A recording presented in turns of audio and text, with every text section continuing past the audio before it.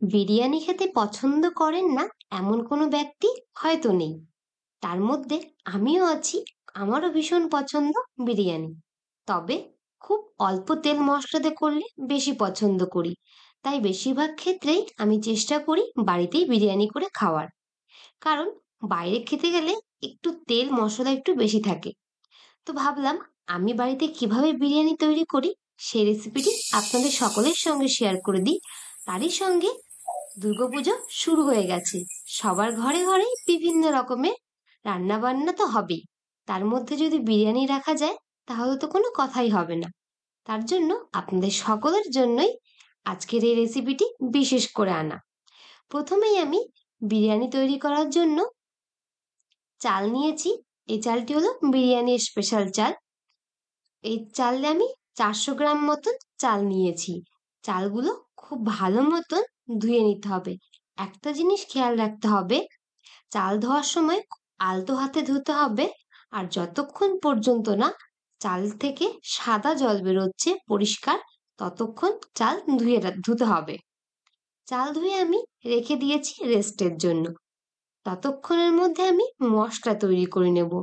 আজ আমি যেহেতু খুব সিম্পল পদ্ধতিতে বিরিয়ানি করব, ও হ্যাঁ, তার সঙ্গে তো আরো একটা জিনিস থাকবে, ড্রাই চিকেন কষা।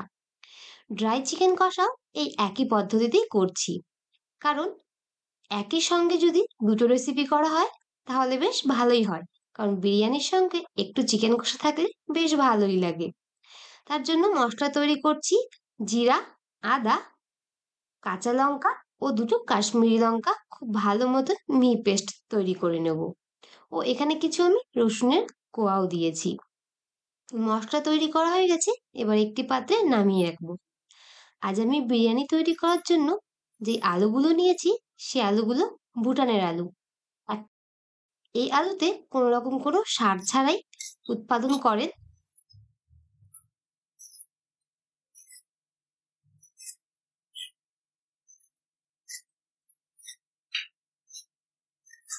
আলুটি যেহেতু কোনো রকম কোনো সার ছাড়াই চাষ করা হয়, খেতেও বেশ ভালো লাগে। আর এই আলুটি একটি সুন্দর ফ্লেভারও আছে। দেখতেই পারছো, প্রথমেই বললাম কোনো রকমের সার ছাড়াই যেহেতু ভুটানে চাষবাস করা হয় তার জন্য একটু আধটু পোকা থাকে। তো সেগুলোই প্রথমে আগে কেটে আলাদা করে নিচ্ছি। আর ছোট ছোট করে টুকরো করছি যেগুলো, সেগুলো আমি ড্রাই চিকেন কষায় দেব।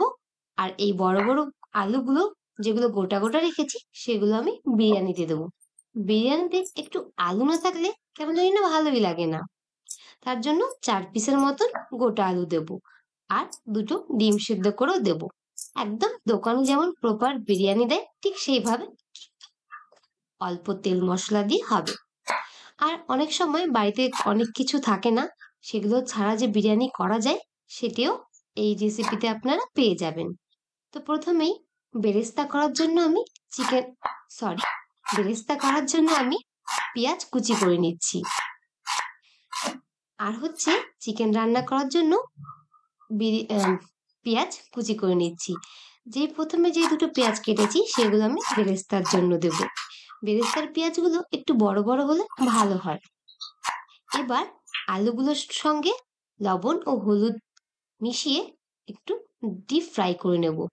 এখানে আমি কড়াই বসিয়ে দিয়েছি, কড়াইয়ে সরষের তেল গরম হয়ে গেছে। এবার আলুগুলো ভেজে নেব। আলু ভাজার সময় আর আমি তো ইন্ডাকশনে রান্না করছি, যে কারণে ইন্ডাকশনের টেম্পারেচার 270 ডিগ্রিতে রেখেছিলাম, যাতে খুব তাড়াতাড়ি ওপর থেকে ডিপ ফ্রাই হয়ে যায় এবং ওপরের একটি অংশ ক্রিস্পি টাইপের হয়। এবার চিকেন বিরিয়ানির জন্য বেরেস্তাগুলো করে নেব। একটা জিনিস খেয়াল রাখবেন, বেরেস্তা করার সময় গ্যাসের ফ্লেম মানে তেলের হিট যেন কম থাকে, তা না হলে দেওয়ার সঙ্গে সঙ্গে পেঁয়াজ পুড়ে যাওয়ার সম্ভাবনা থাকে। এই কারণেই আমি ইন্ডাকশনের ফ্লেম এখানে কমিয়ে 160 ডিগ্রিতে করেছিলাম ও খুব অল্প সময় নিয়ে চিকেন বেরেস্তাগুলো করে সরি পেঁয়াজ বেরেস্তাগুলো করে নিচ্ছি। এবার পালা চিকেন রান্না করার। যেই কড়াইতে আমি পেঁয়াজ বেরেস্তা করেছিলাম সেই তেলে চিকেনটি রান্না করব। চিকেন রান্না করার জন্য ফোড়নে দিচ্ছি তেজপাতা, শাহি জিরা, জিরা, এলাচ, দারুচিনি ও শুকনো লঙ্কা।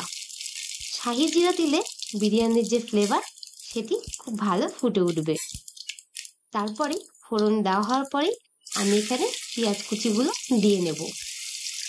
যেহেতু ড্রাই চিকেন করব তার জন্য আর বিরিয়ানির জন্য দুটোই একই সঙ্গে চিকেনগুলো রান্না করব, তার জন্যে একসঙ্গে রান্নাটি করছি।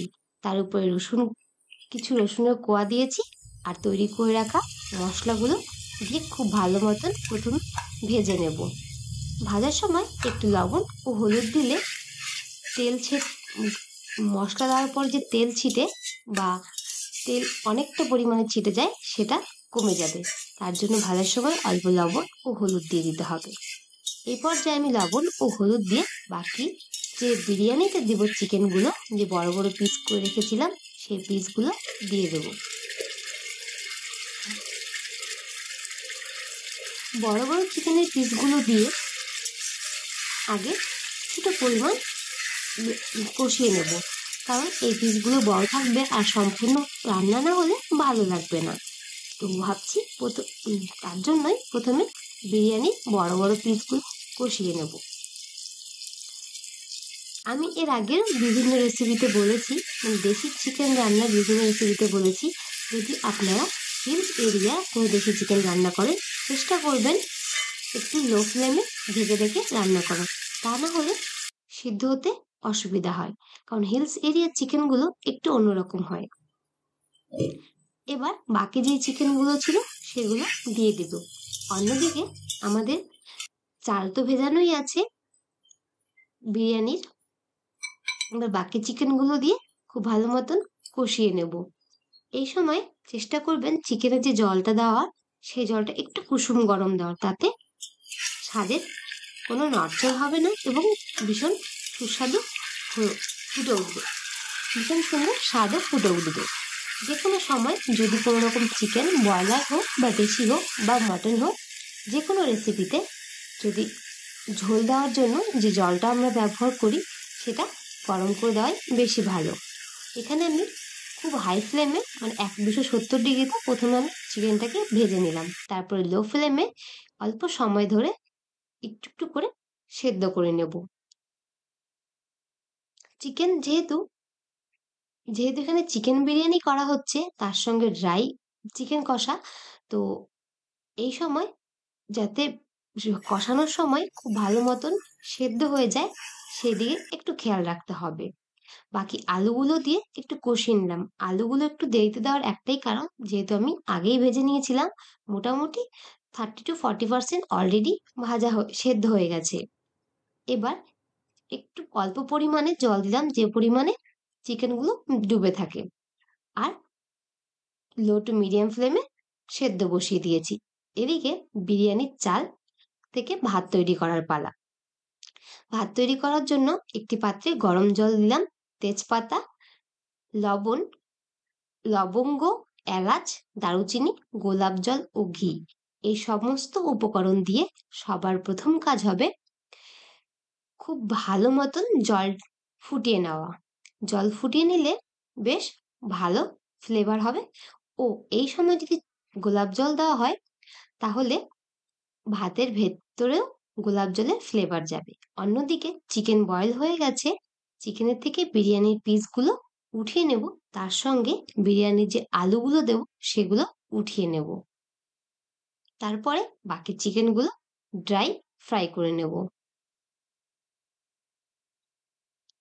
ও হ্যাঁ, বাকি চিকেন যখন ড্রাই ফ্রাই করা হবে আপনারা চাইলে একটু গরম মশলা দিয়ে নিতে পারেন, যেহেতু চিকেন বিরিয়ানি করার সময় কষানোর সময় বিরিয়ানি মশলা দিতে হয়। আমি এখানে একই সঙ্গে দুটো রেসিপি করছি, তার জন্য আমি গরম মশলা ও বিরিয়ানি মশলা কিছুই দিইনি, কিন্তু এই পর্যায়ে ড্রাই চিকেন করার সময় একটু গরম মশলা ছড়িয়ে দেব।